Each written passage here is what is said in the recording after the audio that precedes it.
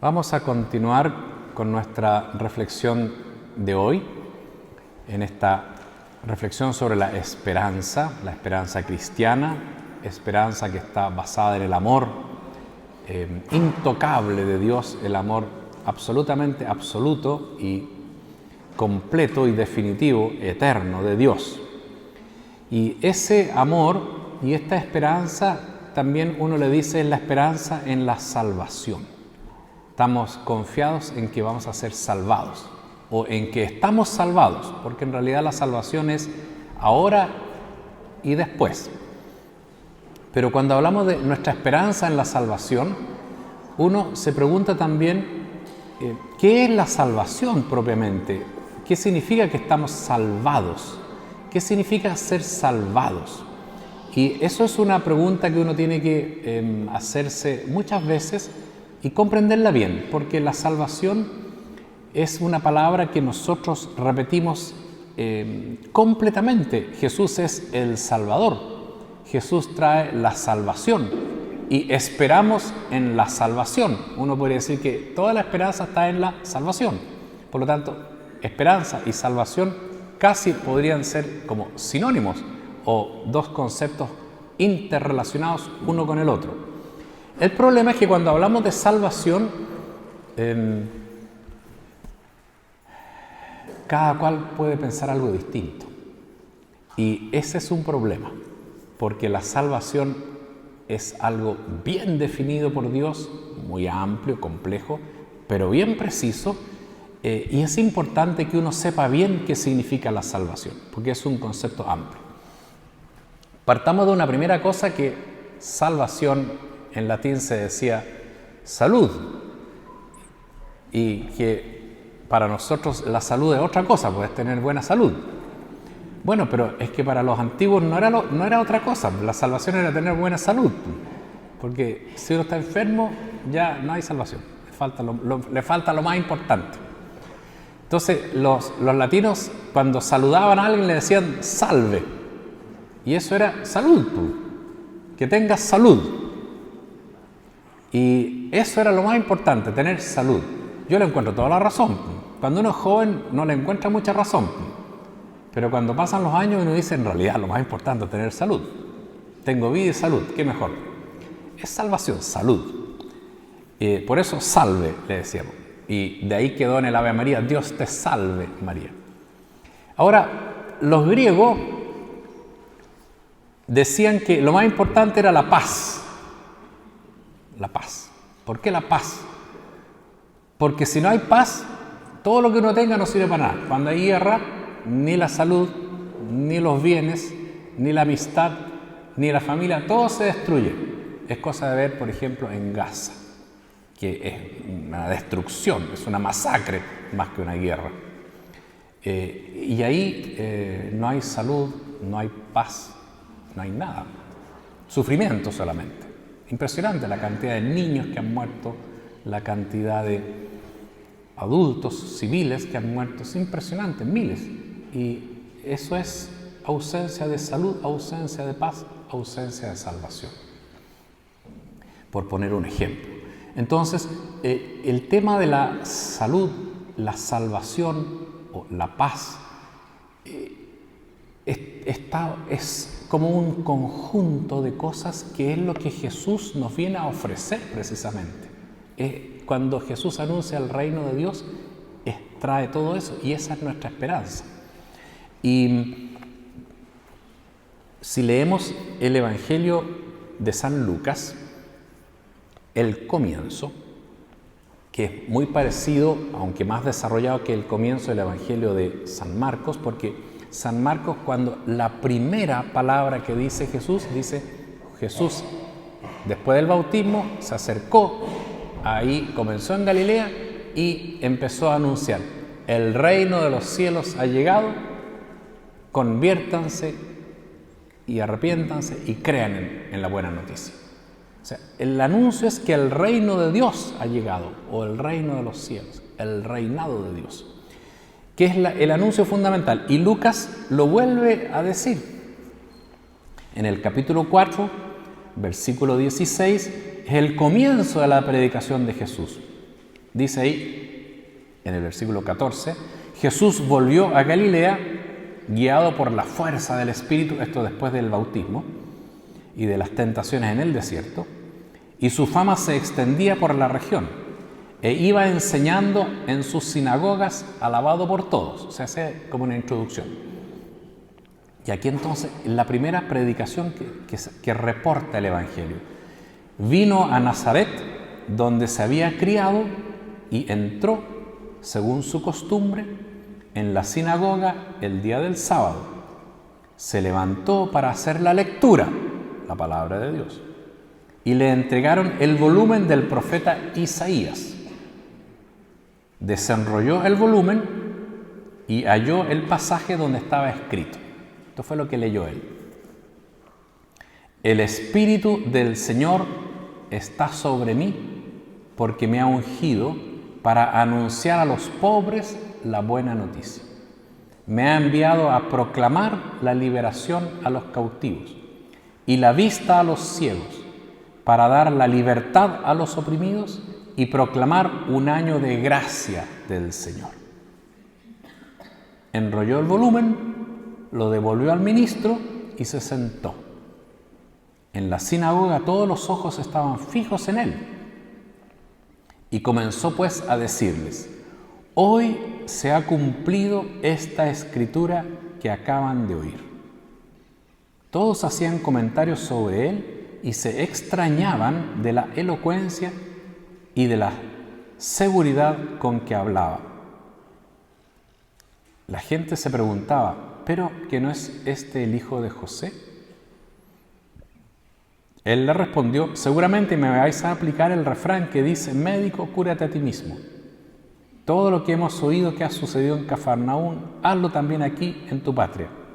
Y asegura que ningún profeta es bien recibido en su patria. Entonces, vean ustedes que, y ahí continúa el texto, que cuando Jesús comienza, Él nos anuncia la buena noticia. ¿Y cuál es la buena noticia? La buena noticia es el anuncio a los pobres, en la liberación de los cautivos, la vista de los ciegos, la libertad a los oprimidos y un año de gracia. O sea, en el fondo es salud, es salvación, es reino de Dios, es paz, es una situación nueva en esta vida.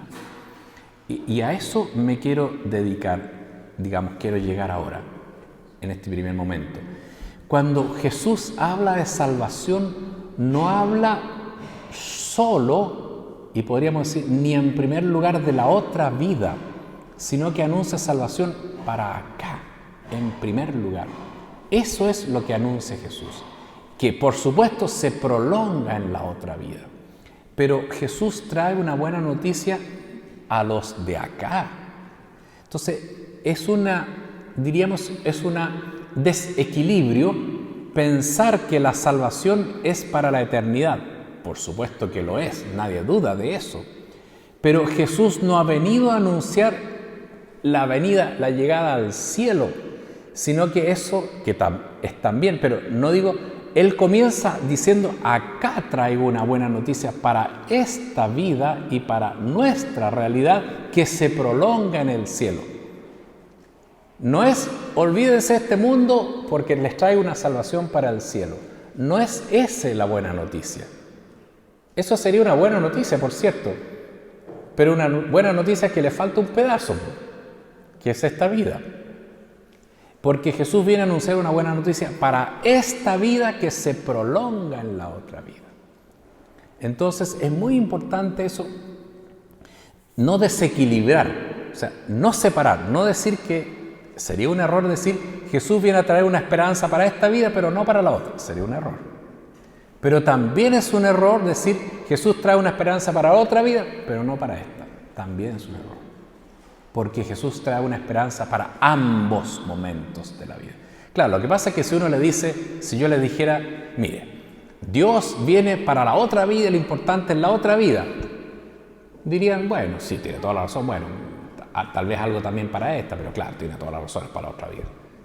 Pero si uno lo dice al revés, y eso que estaba diciendo yo en realidad no es tan así, y si yo lo digo al revés, mira, Jesús trae una esperanza para esta vida, solo para esta vida, tú dirías, no, está equivocado, no, porque es para la otra vida. Porque nosotros como que pensamos que lo de Jesús tiene que ser para la otra vida, bueno, también un poquito para esta. Y no es así, es para ambas, con igual fuerza. Solo que la otra es más larga, por supuesto, y más definitiva. Pero no por eso es menos importante esta vida, eso quiero decir. Porque piensen ustedes, si Jesús le diera tanta importancia a la otra vida y muy poquita a esta, ¿para qué nos creó en esta vida entonces? Uno tendría que empezar por pensar, bueno, en primer lugar Dios me creó en esta vida y hizo un mundo en esta historia y creó un mundo aquí y nos da años de existencia aquí. Por algo lo hacen. Y vino y se encarnó para estar aquí. O sea, es esta la vida que es la que tenemos en nuestras manos ahora, la que Jesús vino a salvar, la que le dio una salud y la que nosotros tenemos que preocuparnos ahora. Ahora, luego de eso uno sabe que esto se prolonga, pero se prolonga lo de esta vida. Es en esta vida que uno prolonga la otra. Por eso que Jesús dice cuando llega el momento del juicio final, uno podría decir, bueno, lo importante es el juicio final porque el juicio final es lo que nos abre la eternidad, por supuesto. Pero ¿qué es lo que pregunta en el juicio final según Mateo 25? Estuve con hambre y me diste de comer, estuve encarcelado y me fuiste a visitar. O sea, todas las cosas de esta vida. La otra vida depende de esta vida. Ese otro pasaje tan hermoso que es de ese hombre pobre que se llamaba Lázaro y un hombre rico, que recuerda que comía en su casa feliz y contento y el hombre pobre afuera no tenía que comer, ¿se recuerdan? ¿Y qué determinó la otra vida? Determinó lo que hizo en esta vida y ya no pudo volver atrás. Después, cuando estaba ya condenado, él le decía que me encantaría avisarle a mis amigos, a mis hermanos, a mi familia. No, ya pasó. O sea, es tan determinante esta vida que todo lo que venga después depende de lo que ocurre en esta vida, y cuando yo esté en la otra ya no puedo volver a esta vida. De hecho, los muertos no vuelven a esta vida. Y después de esta vida no hay ni una posibilidad de mérito ninguno, porque ya fue esta vida. Entonces, ahora, si es tan importante esta vida para los méritos futuros, no es solamente porque este es solo un pasaje para después lo definitivo, sino que porque yo me configuro como el que soy en esta vida. En esta vida yo me hago hijo de Dios. En esta vida yo me voy configurando en mi amor a Dios. Y el futuro es simplemente la prolongación, la plenitud de lo que fui en esta vida.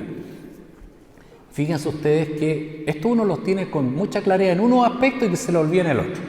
Entonces, por ejemplo, cuando vemos los santos y tenemos devoción a los santos y nos encantan los santos, ¿se han fijado? Y siempre que hay una canonización todo el mundo va a ver a los santos, pero uno no piensa, y uno dice los santos y lo tiene, pero si uno se fija, todo lo que dicen de los santos es lo que hicieron en esta vida, cómo fueron con su amor en este tiempo. Lo que son ahora es exclusivamente la planificación de lo que fueron en esta vida. O sea, San José, le decimos el padre adoptivo de Jesús, el patrón de la iglesia, el patrón de la buena muerte, todas las advocaciones. Pero San José, lo que sabemos de él es lo que él llegó a ser, lo que es hoy aquí. Aquí se hizo padre adoptivo de Jesús. Aquí fue el esposo fiel, virginal de María. Aquí fue el varón justo. Entonces, en realidad, esta vida, aquí recibimos la salvación porque aquí nos configuramos con Dios. Me detengo en esto porque nosotros en los últimos siglos como que habíamos descuidado ese aspecto de la vida cristiana, pensando que la vida cristiana es la eternidad, lo importante es salvación eterna.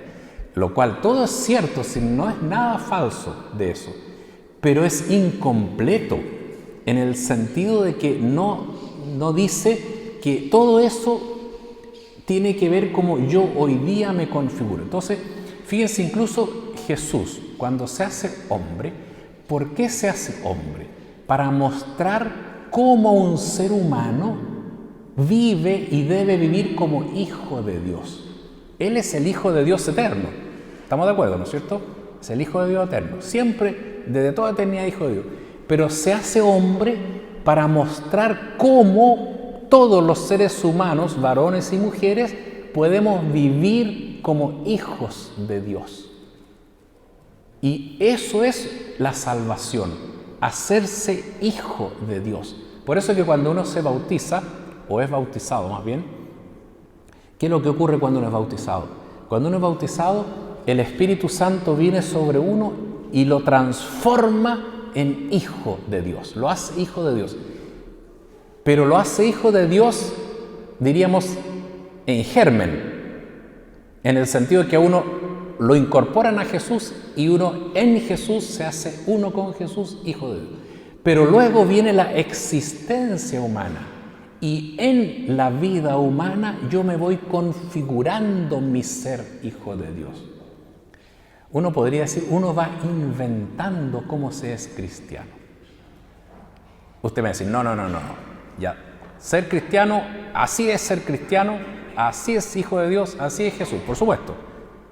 Pero eso de lo que es, uno tiene que asumirlo desde su realidad y uno tiene que inventar cómo es hijo de Dios y ser cristiano uno.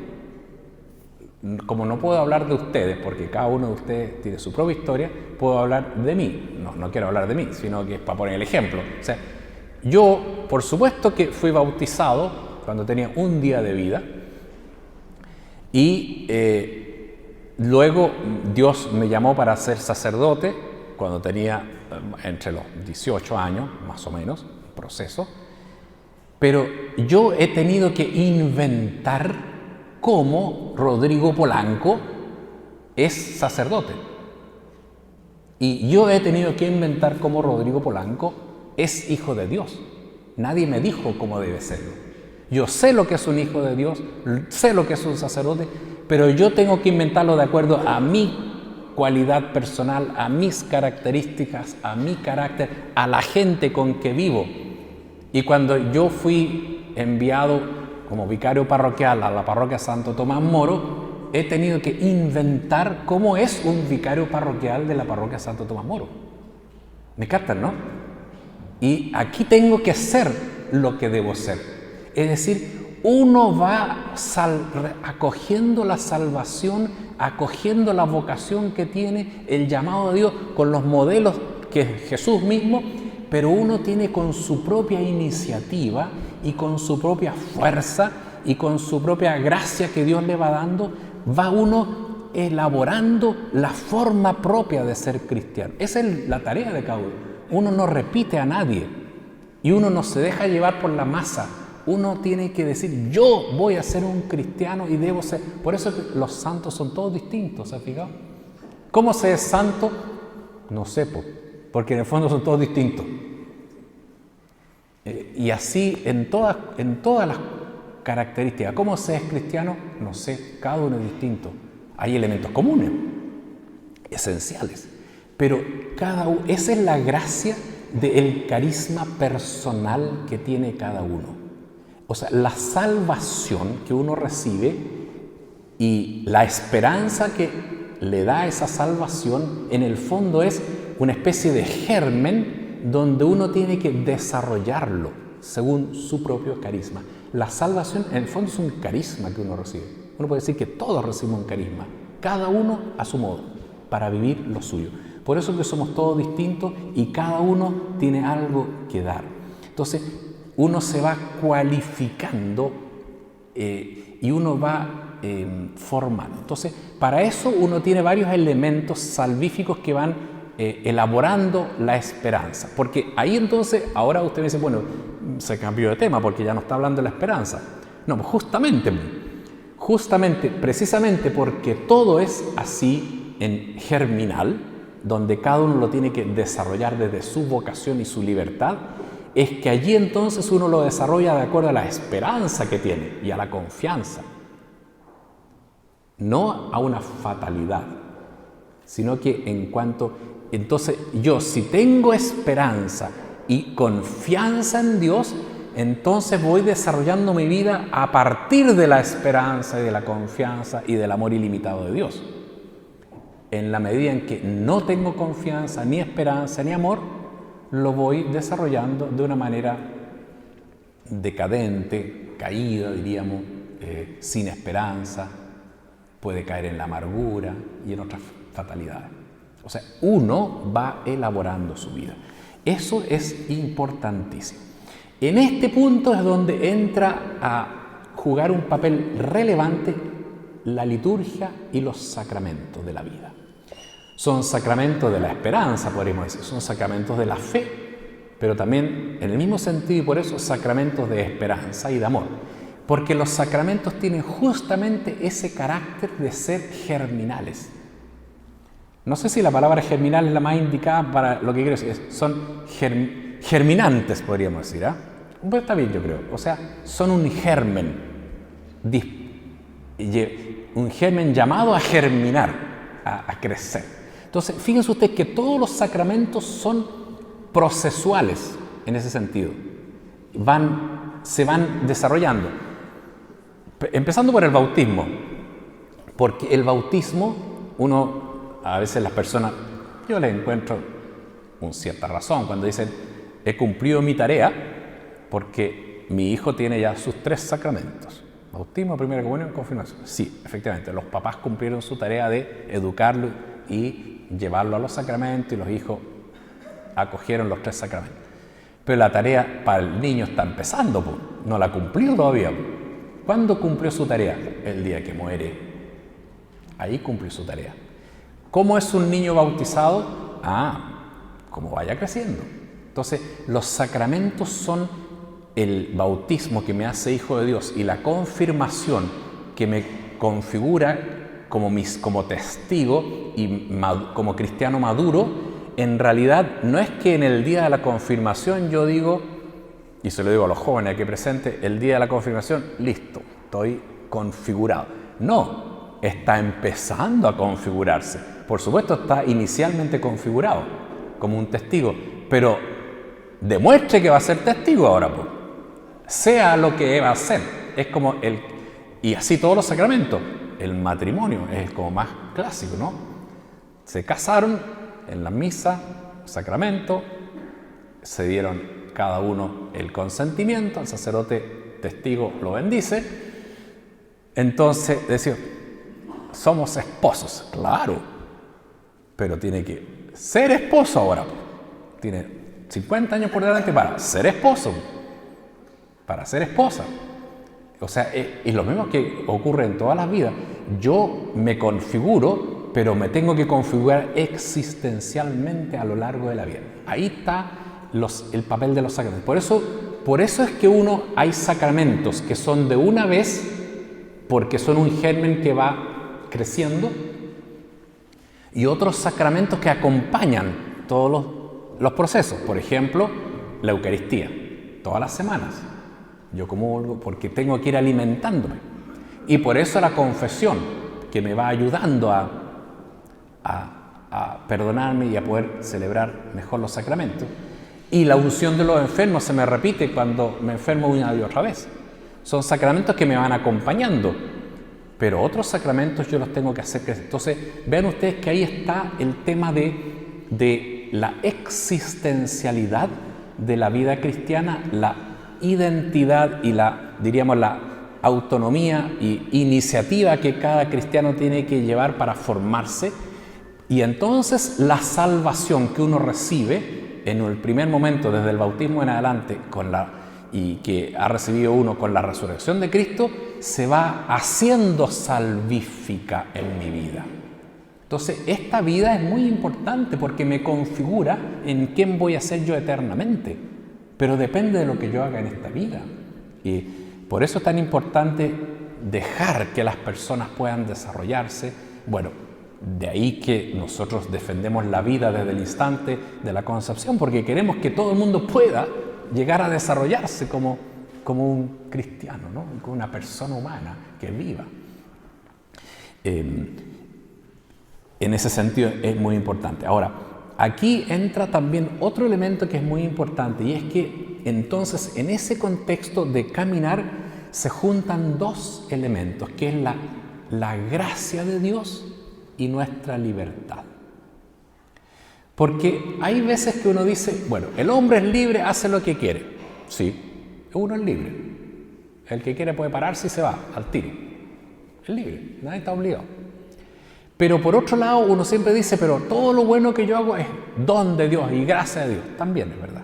O sea, hay una combinación en nosotros entre el don de Dios, que es el Espíritu Santo que está en mi corazón, que me va motivando desde dentro mi libertad, y yo entonces empiezo a actuar. Eso es lo que se llama discernimiento, en un cierto sentido, o se llama actuar con méritos. Entonces, aquí ha habido a lo largo de la historia de la Iglesia una gran pelea si es la libertad o la gracia primero, pero es una pelea inútil porque no es ni una ni la otra primero, las dos juntas. Ahora, la gracia es primero en cuanto que Dios es el primero en todo, pero Dios sale a mi encuentro y dentro de mi corazón, con el Espíritu, me motiva a actuar. Entonces, y Dios sale también a mi encuentro por fuera, cuando yo veo la palabra de Dios, cuando veo la resurrección, cuando me encuentro con el misionero o en cualquier acción. Entonces, en el fondo, en la vida de uno va dependiendo como de tres factores, podríamos decir. Por una parte, yo, con mi libertad, decido lo que hago, que eso me lo dio Dios el día que me creó libre. Uno decide lo que hace. Al fin y al cabo, si se condena uno, y si uno hace una cosa mala es uno el que la hace, y si uno hace una cosa buena también es uno. Pero ese yo, estoy como de alguna manera en relación a otros dos factores que son muy importantes. Uno es Dios, es decir, el Espíritu Santo, que dentro de mí siempre me está como inspirando, mostrando lo bueno, y no solo mostrando lo bueno, sino que también indicándome, iluminándome y fortaleciéndome por dentro, pero de tal manera, de manera tan sutil que no me fuerza, sino que yo lo hago, pero movido. Es muy misterioso, pero en el fondo uno puede decir, Dios me iluminó, pero lo entendí yo. Dios me dio la fuerza, pero yo me moví. Entonces, internamente yo siempre tengo que ser consciente de que lo que yo hago o lo que yo piense está también motivado por Dios, pero pasa por mi libertad, mi razón, que hace que yo actúe, pero es Dios que me está inspirando. Pero ese Dios no solamente actúa internamente, ustedes lo verán tantas veces que uno dice como que me tincaba, lo intuía, tenía ganas de hacerlo, pero no sé por qué no lo hice. ¿Se fija? Ahí uno dice, aquí estuvo el problema. Había una inspiración, pero como que mi libertad no lo hizo. Entonces, uno está siempre en eso, pero además de esos dos factores, que es mi libertad y esta fuerza del Espíritu interna, está el factor externo, que es Jesús, que aparece en mi vida a través de personas, a través de la iglesia, a través de circunstancias, en la historia y en las personas. Es una persona que me dice algo, es una situación que me impacta, es una palabra que leo, o es un sacramento que recibo, o es una comunidad que me inspira. Entonces, yo frente a eso respondo y ayudo. Es un enfermo que aparece y entonces ahí están los tres elementos. Un enfermo que me llama la atención y me suscita mi compasión, por dentro el Espíritu como que me inspira a ir a verlo y yo decido, pero puedo también decidir que no. Entonces siempre estamos como en esos factores que me van moviendo, pero uno en esos, y a partir de esos tres elementos, uno va configurándose en el que quiere ser. Y uno va diciendo, esto es lo que yo quiero para mi vida. Este es el modelo de Cristo. Yo quiero ser como Jesús, quiero seguirlo. En ese contexto uno empieza a seguir a Jesús, porque en todo eso, si uno tiene auténtica fe, va a ir descubriendo que siempre en esas acciones externas aparece Jesús hablándome, si tengo ojos de la fe. Y en esas mociones internas es también el Espíritu de Jesús que me está inspirando. Y frente a eso, yo entonces empiezo a discernir, a actuar de acuerdo a lo que me va haciendo más semejante a Jesús o de acuerdo a lo que voy siguiéndolo a Él. Entonces, en ese lugar es tan importante tomar conciencia de esa como interrelación. Entonces, he dicho primero que uno se configura a partir de esto, y hay todavía un tercer elemento que es importante, y es que en la vida uno tiene múltiples factores. ¿Se han fijado que en la vida uno tiene cientos de emociones y la vida está rodeada de todo? Pero en la vida no puede uno hacer todo, ni puede uno ser perfecto en todo, ni responder a todo. Entonces en la vida uno tiene que decidir bien. Decidir bien no quiere decir que hay una escala perfecta y que todo el mundo decidiría. No, decidir bien quiere decir que yo realmente sea coherente con el seguimiento de Cristo y con el modelo cristiano que yo estoy construyendo con mi vida. Entonces pueden haber distintas circunstancias, no siempre todas buenas o todas malas, pueden ser que uno tenga que elegir, pero uno en el fondo lo que tiene que hacer es que lo que elija sea lo que a uno lo haga más cercano a Jesús, pero al mismo tiempo lo desarrolla a uno como persona más auténticamente. Entonces, no tiene uno por qué imitar a todo el mundo, porque si uno imita a todo el mundo, al final se vuelve loco, porque todos son distintos. Y uno no puede imitar todo. Yo siempre he contado que cuando yo entré al seminario, entré con tanto entusiasmo y con tantas ganas de ser un buen sacerdote, que me pasó lo que le estoy contando ahora, que había un seminarista que rezaba mucho, y yo dije, ese es modelo, yo voy a ser como él. Y había otro que estudiaba mucho rato, ese sí que es un modelo, también quiero ser como él. Y había otro que era muy comunitario, entonces hablaba, conversaba, todo, así tengo que ser bien comunitario, conversar con todo. Y después había otro que iba a las parroquias y pastoral y estaba en las actividades pastorales, ese es un modelo ideal. Y me di cuenta que me faltaban los días y las horas, no podía hacerlo todo. Y no podía imitar a los cuatro, porque si imitaba a uno, rezando todo el rato largo, no me podía conversar con el otro. Y si me ponía a estudiar, no podía ir a la pastoral. Entonces dije, así la cosa no anda. Yo tengo que tener mi propio equilibrio y mi llamado de Dios. Y así fui formando un sacerdocio que, con todas mis fragilidades, he ido haciendo mi modo de ser sacerdote, que además va variando según lo que el obispo me pide o las circunstancias pastorales me van obligando. En época he estado mucho en parroquia, totalmente, en época dedicado a estudiar, en épocas a lo académico, en épocas a la formación, pero en todas uno va buscando responder en las circunstancias a lo que Dios me está pidiendo y cómo yo entiendo ser un buen cristiano, y voy haciendo una vida. Entonces, eso es una vida bonita, una vida con esperanza, porque tengo un proyecto de mi vida y una vida que me motiva y que va siendo un cristiano, que es lo que Dios me ha dado. Porque no hay cosa peor que decir la vida que vivir. ¿Qué tengo que hacer? Lo que toque. Eso no es proyecto.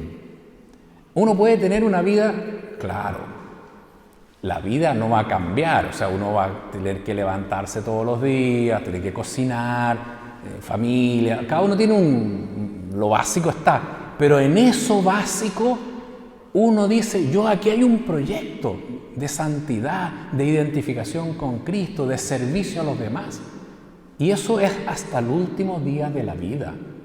Alguien me dice, no, es que yo estoy postrado. Ahí tiene un proyecto postrado. Claro que es doloroso estar postrado, pero ahí no se acaba el proyecto cristiano. Ahí yo tengo algo que hacer. Ahí puedo configurarme con Cristo, no sé, en la cruz, o con Cristo en el momento difícil, o me configuro con la confianza, pero en todo momento mi vida es un proyecto hasta el último día de la vida. Nunca deja de serlo. Y por algo, porque uno dice, bueno, pero ¿de dónde sacó esto? Muy fácil. Porque por algo está vivo. Si está vivo es porque hay un proyecto de Dios para ustedes, para cada uno. Si no, Dios nos llamaría. Ahí quiere decir, ahí ya ha terminado lo que yo quería para ti. Ahora pasa a gozar. Pero si estás aquí es porque hay todavía algo que hacer, algo que dar, algo que formarse, algo que crecer. Por algo está aquí. Por eso es la vida. Porque de lo contrario uno tendría que pensar que la vida es una casualidad. Y no lo es. Nadie es una casualidad. Fíjense que hay algo bien curioso, porque en un cierto sentido no hay nada más fortuito que existir, ¿no le parece? Porque uno dice, mira, en realidad, que mi papá con mi mamá se hayan conocido fue una casualidad, pues. No sé, en una micro, se han conocido ya.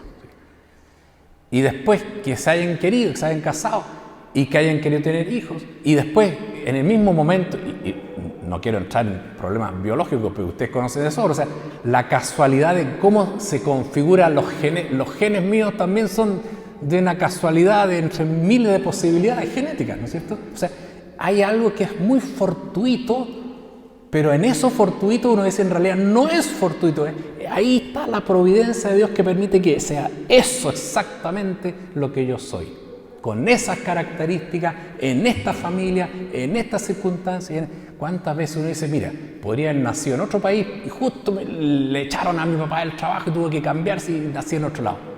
Pero eso no es una casualidad, está una providencia. Entonces, no hay nada más, digamos, querido y preciso como Dios me ha hecho a mí, y toda mi vida es así hasta el final.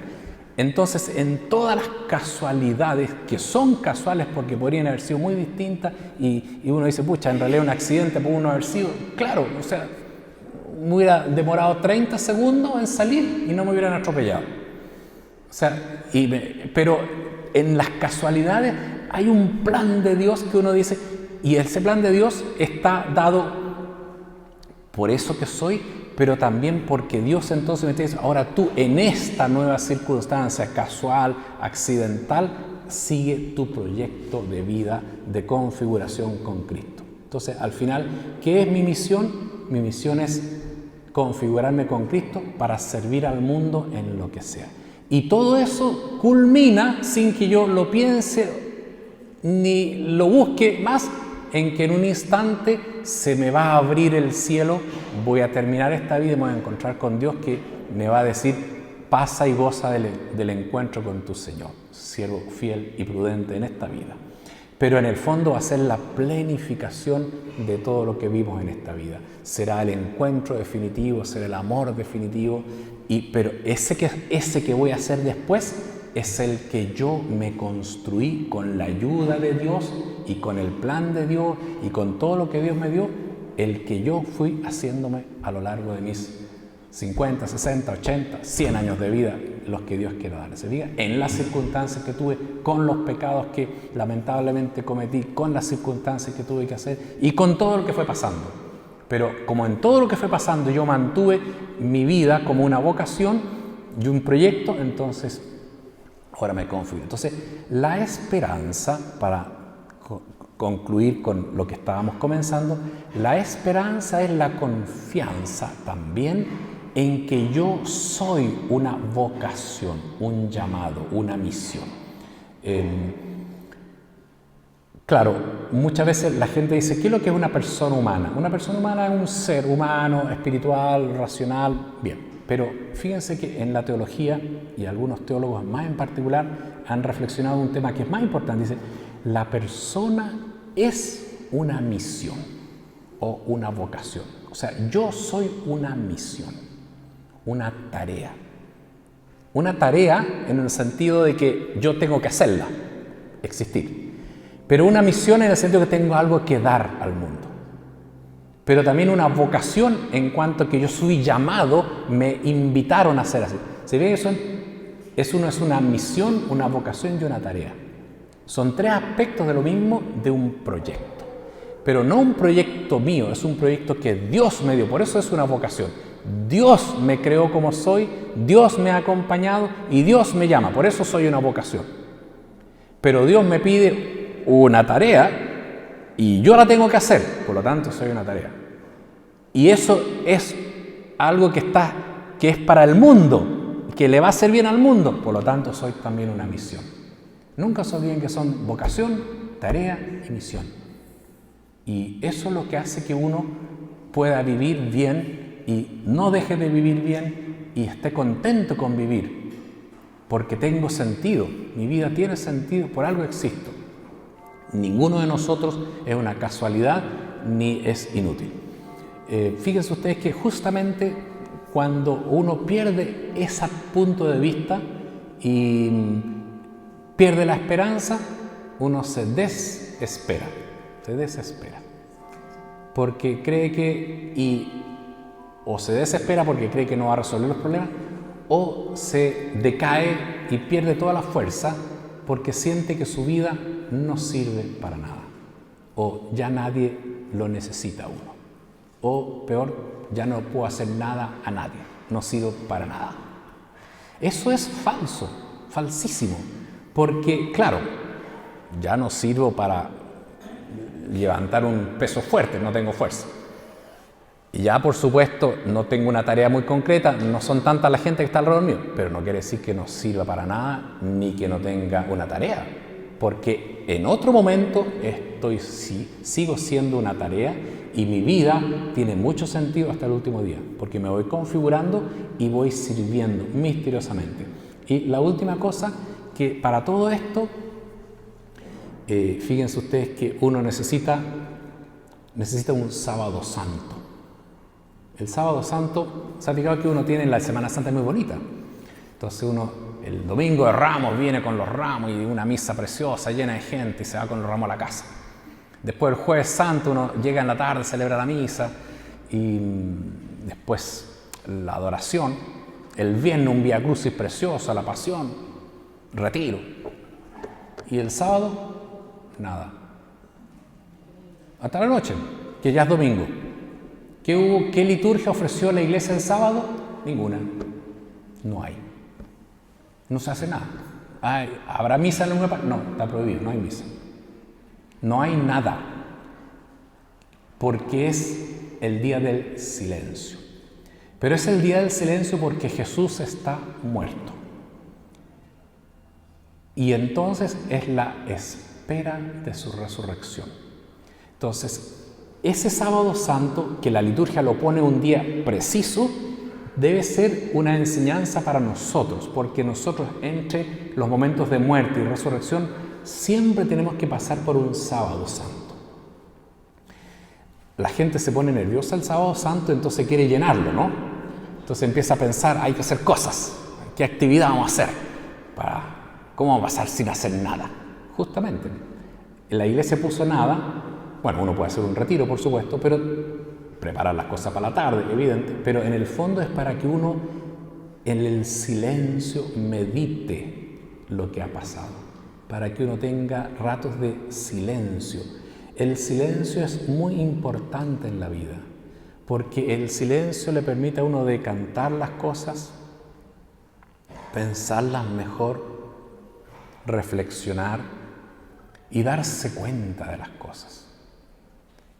En la vida, hacer momentos de silencio ayuda mucho para reflexionar, para decantar, para no arrebatarse, para no tomar decisiones apresuradas, para reconciliarse. Entonces, el silencio es un momento muy importante que uno tiene que tomar en la vida. Pero un silencio de Sábado Santo tiene una característica especial, además de toda la reflexión, y es que es el silencio de Jesús muerto.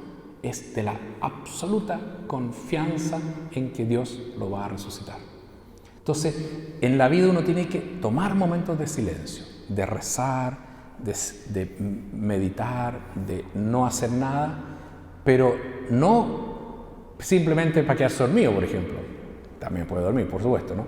Sino que es para confiar, para decir, Dios me va a ayudar, no me ha abandonado y me va a iluminar y encontraré la forma. Y aquí necesito silencio para abrir los ojos, para encontrar el camino, para fortalecerme, porque sé que Dios me va a resucitar al otro día. Entonces el silencio debe ser un silencio de esperanza, un silencio de confianza y un silencio que en el fondo está a la espera de la resurrección. En los discípulos no lo es tan explícito, pero en cierta medida fueron a la tumba, se reunieron entre ellos, estaban muy desconcertados, pero en el fondo había algo en ellos que les decía: esto no ha terminado, nos juntamos, estamos juntos, las mujeres fueron a la tumba, arreglaron, aquí hay algo que no ha terminado. Entonces yo los invito a que ahora vendrá en la tarde la pasión, pero mañana el sábado, que sea un silencio de esperanza, de reflexión, pero no solo mañana, que en la vida nunca perdamos los sábados santos, que son muchos y muy importantes. Ahora, hay que buscarlos también, porque uno trata de arrancarle al sábado santo. Bueno, hay maneras muy malas de arrancarle, hay gente que le arranca al sábado santo poniéndose a tomar, ¿se fija? Pero una manera de no hacer silencio, ¿no? Otro se pone a ver harta película, harta serie, con eso ya me olvido. Sí, puede ser modos de distraerse, pero en el fondo le arrancamos al sábado santo el silencio de la confianza y de pedirle al Señor: yo me enfrento contigo y ahí encuentro la luz y encuentro la fuerza. Algo de enfrentarse tiene eso también, enfrentarse al tema. Y Jesús se enfrentó al tema. ¿Cuándo se enfrentó al tema? En la Huerta de los Olivos. Ahí fue cuando realmente Jesús, después de la pasión, después de la última cena, habló, se fue al Huerto de los Olivos y le dijo a los discípulos: quédense aquí rezando. Y él empezó a rezar: aparta de mí este cáliz, pero que no se haga mi... O sea, una lucha, porque en el fondo es una contradicción. Jesús: Padre, aparta de mí este cáliz, pero que no se haga mi voluntad sino la tuya. Y ahí un ángel lo confortaba. En el fondo estaba como una angustia, y después va donde los discípulos: no pueden dormirse, tienen que estar despiertos, recen conmigo. O sea, era una lucha, pero una lucha en el silencio. O sea, él fue al silencio y se enfrentó, y luchó, y salió adelante. Entonces, esa es la importancia del Sábado Santo, de que ahí uno se enfrenta con la muerte y sale victorioso. Entonces le vamos a pedir a la Virgen que ella, en el silencio más absoluto y la única que desaparece de las escenas de la Biblia, de esta parte, uno podría decir que es un silencio y un sábado santo extremo, ¿no? Queda totalmente sola a la espera. Ahí se enfrenta también con la misma realidad de la muerte de su hijo y espera la resurrección, eso estamos seguros. Entonces vamos a pedirle a ella que en este día y el día de mañana nos ayude realmente a crecer en la esperanza. Yo los invito entonces a que en este año jubilar, donde la esperanza es como el tema que nos tiene que hacer reflexionar, le pidamos al Señor que ojalá podamos crecer en esta virtud de acuerdo a lo que hemos dicho aquí y a todo lo que Dios nos puede inspirar. Hay que confiar y esperar. Y María Santísima, mujer de esperanza, Nuestra Señora de la Esperanza podemos llamarla, nos va a ayudar en este día. Y por eso le vamos a pedir a ella, con una Ave María, que nos acompañe en este caminar para crecer en la esperanza. Dios te salve María, llena eres de gracia, el Señor es contigo, bendita eres entre todas las mujeres y bendito es el fruto de tu vientre Jesús. Santa María, Madre de Dios, ruega por nosotros pecadores, ahora y en la hora de nuestra muerte. Y que Dios Todopoderoso, por intercesión de María Santísima, los conduzca a la vida eterna y los haga caminar en esta vida como tarea, como vocación, como misión, en el nombre del Padre, y del Hijo, y del Espíritu Santo. Amén. Que Dios los bendiga.